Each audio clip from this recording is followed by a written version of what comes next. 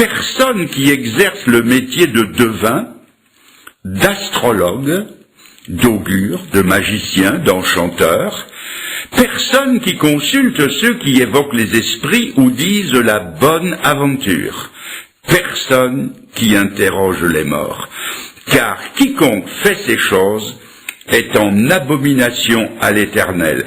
Et c'est à cause de ces abominations que l'Éternel, ton Dieu, va chasser ces nations devant toi.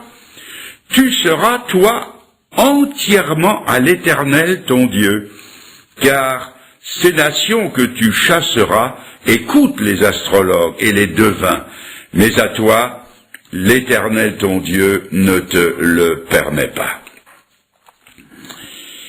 Il serait peut-être bon, avant d'entrer dans le vif du sujet, de s'arrêter brièvement sur quelques-uns des termes que nous venons de rencontrer dans ce texte de base.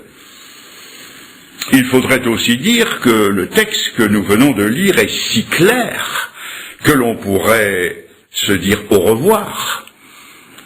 Que dire de plus qu'expliquer que nous n'aurions pas compris?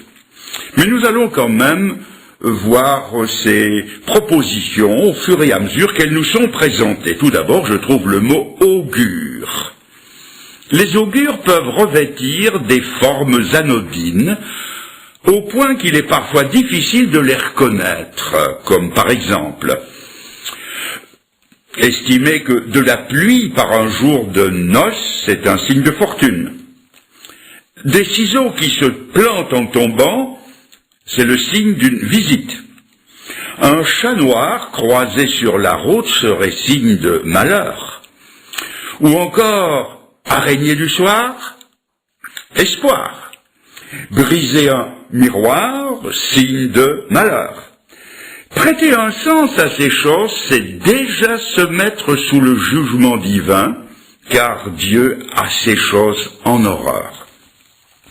Après les augures, nous trouvons les enchantements. Les enchantements, ce sont des charmes, des gris-gris, talismans, amulettes, des actes faits pour conjurer ou jeter un sort, pour appeler la santé ou le bonheur, comme par exemple des objets mis sous l'oreiller, même une Bible, pour garder le petit de la rougeole ou de la coqueluche. Un fer à cheval accroché au mur pour porte-bonheur.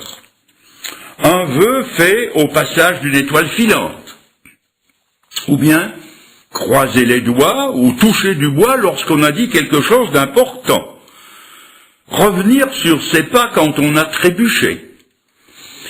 Écrire des lettres, entre guillemets, des chaînes de prière, persuadé qu'arrêter la chaîne porte malheur. Craindre d'ouvrir un parapluie dans la maison ou de mettre un lit avec les pieds vers la porte. Et dans le domaine de la santé, porter des boucles d'oreilles contre l'affection des yeux, se mettre un fil autour de la jambe, porter des bagues magnétiques, avoir un oignon ou une carotte en poche contre les rhumatismes, enfoncer un clou dans le cadre d'une porte contre le mal de dents. Vous souriez. Ce sont là des pratiques si courantes qu'on ne pense pas violer un des commandements de Dieu, alors qu'on viole le premier qui est le plus grand. Tu craindras l'Éternel et tu le serviras lui seul. Ce sont là des choses que Dieu condamne avec sévérité. Venons-en maintenant à notre sujet principal, l'astrologie. Dès les temps les plus reculés, l'homme a toujours été préoccupé par les mystères qui l'entouraient, et il a instinctivement levé les yeux vers le ciel. La voûte percée de 1000 points scintillants l'attirait, l'intriguait. C'est ainsi, tout simplement en levant les yeux, qu'a débuté l'astrologie.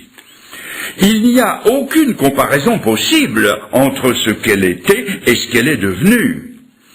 La différence se situe entre deux mots qui ont presque la même consonance, astronomie et astrologie. mais la distance entre les deux est énorme. Les étoiles filantes étaient-elles des signes à comprendre et à interpréter? Les sentinelles de la nuit ont souvent dû se poser la question. Les mages de Babylone ont été les premiers à dresser les cartes de cet autre monde qu'était le ciel. Notez qu'il n'y a aucun mal en soi à regarder le ciel et à l'étudier. Mais le prophète nous dit, le prophète Ésaïe dans son chapitre 5, « Malheur à celui qui change le bien en mal ou le mal en bien ». Et l'astrologie a rapidement dévié, elle a même dérapé. 3 choses sont venues se greffer sur les cartes du ciel: l'astrologie météorologique, l'astrologie médicale et l'astrologie judiciaire. Je passe très rapidement sur les 2 premières. D'abord, l'astrologie météorologique. Des initiés ont publié les premiers almanachs, et ils ont étonné les simples en prédisant les saisons, le temps et les éclipses.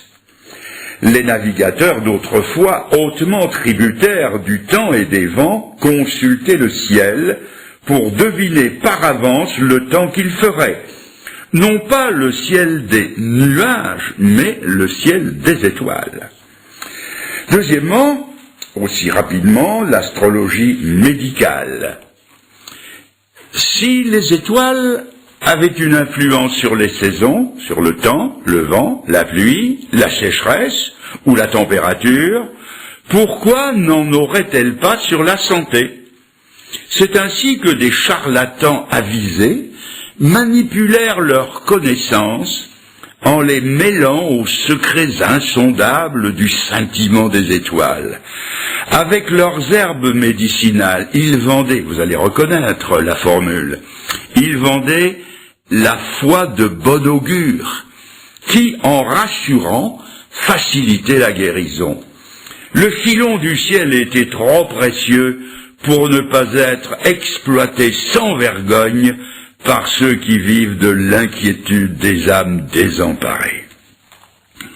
Et troisièmement, nous arrivons à l'astrologie judiciaire, appelée telle, celle qui nous intéresse plus particulièrement. C'est celle qui apprécie les chances, que je mets entre guillemets. Cette astrologie prétend expliquer et orienter la vie des gens d'après le mouvement des étoiles. C'est ainsi qu'on a découpé le ciel visible en 12 portions. Mais, première faille de taille dans la chance, toutes les étoiles de l'hémisphère austral furent oubliées. Elles n'existent nulle part dans les cartes astrologiques. Et pourtant, elles sont là, au-dessus de la tête des Australiens, des Sud-Africains et des Sud-Américains, qui n'ont pas du tout le même ciel que le nôtre. On découpa donc le ciel visible en 12 portions, et on y introduisit le Soleil, la Lune et 5 planètes au lieu des 8 qui existent. C'est ainsi qu'ont été créés les signes symboliques dits du zodiaque. Comment ont-ils été imaginés? En enfermant des groupes d'étoiles dans des dessins figuratifs purement imaginaires. Alors je répète, en enfermant des groupes d'étoiles dans des dessins figuratifs purement imaginaires. Telle est l'origine babylonienne et païenne du zodiaque, que le soleil semble parcourir en un an, mais qu'en réalité, il ne parcourt pas. L'astrologie, est-ce que c'est sérieux? C'est la première question qui se pose. Le café que je bois le matin peut être sérieusement bon ou mauvais.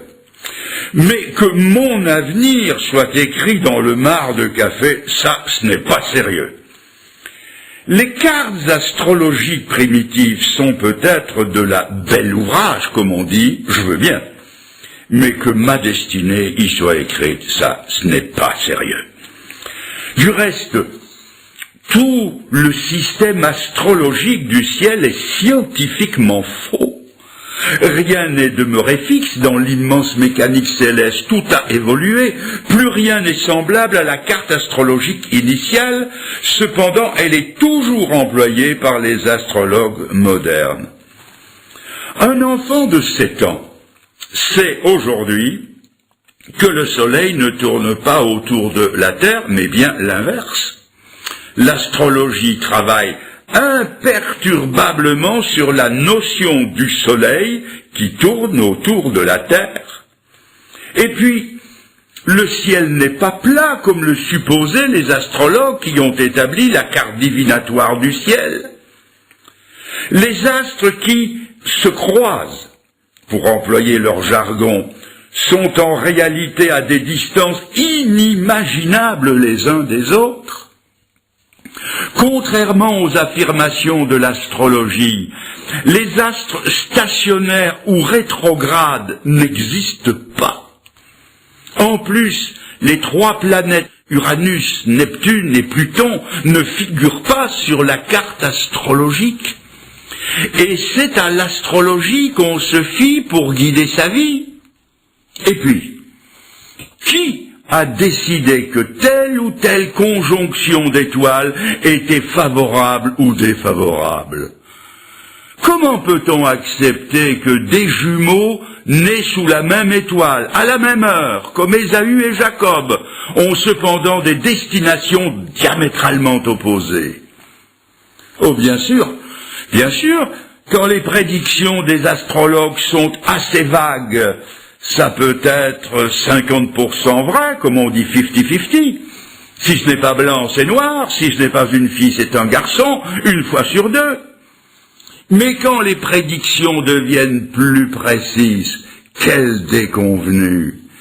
C'est ainsi que les astrologues arabes, juifs et chrétiens du Moyen-Âge, s'accordèrent pour prédire la fin du monde pour le mois de septembre de l'an 1185. Et nous sommes tous là.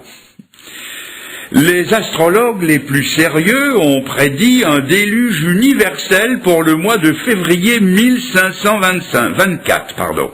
Je répète, 1524. Le docteur Auriol de Toulouse se construisit un bateau, une arche pour sauver sa famille, mais pas une goutte d'eau ne tomba sur Toulouse, bien que Saturne, Mars et Jupiter étaient en conjonction sous le signe du Poisson. Alors qu'en 1939, le bruit des bottes se faisait entendre en Europe, les astrologues anglais prédisaient qu'il n'y aurait pas la guerre. Plus récemment, les astrologues américains ont annoncé qu'en 1969, la Californie serait sous les eaux de la mer. Il est intéressant de constater que les horoscopes, publiés par différents journaux, s'accordent tous sur un point, c'est de ne pas être d'accord entre eux. J'ai gardé un petit dessin humoristique qui dit « Si les astrologues étaient si forts qu'on le dit, ils devraient logiquement prédire aussi toutes leurs erreurs de prévision, ce que, évidemment, ils ne font pas. » Les astrologues prétendent connaître tellement de choses et dire par avance tellement d'autres choses, mais aucun d'eux n'a prévu cette année exceptionnelle qui a vu l'effondrement du mur de Berlin et du régime soviétique. Ces voyants par étoiles interposées n'ont pas vu que, pour sa traversée inaugurale de ce mois d'avril 1912, l'insubmersible Titanic serait au fond de l'océan Atlantique.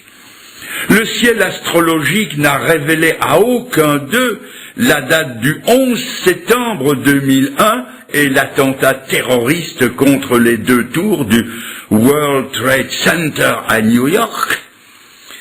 Si l'astrologie avait quelque chose de sérieux, ne pensez-vous pas que les astrologues avisés se seraient tous enrichis en gagnant aux courses, à la loterie, au sport toto ou